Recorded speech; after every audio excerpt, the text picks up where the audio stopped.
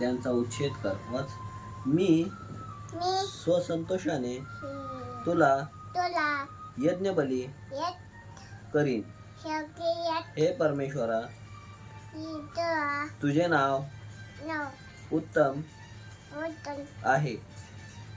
मी त्याचे स्तवन करीन, कारण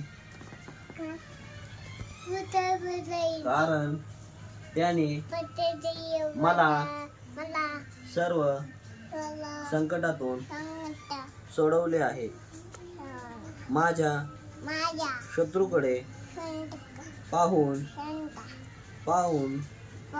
माझे डोळे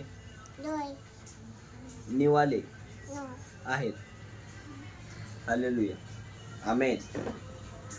आमेन.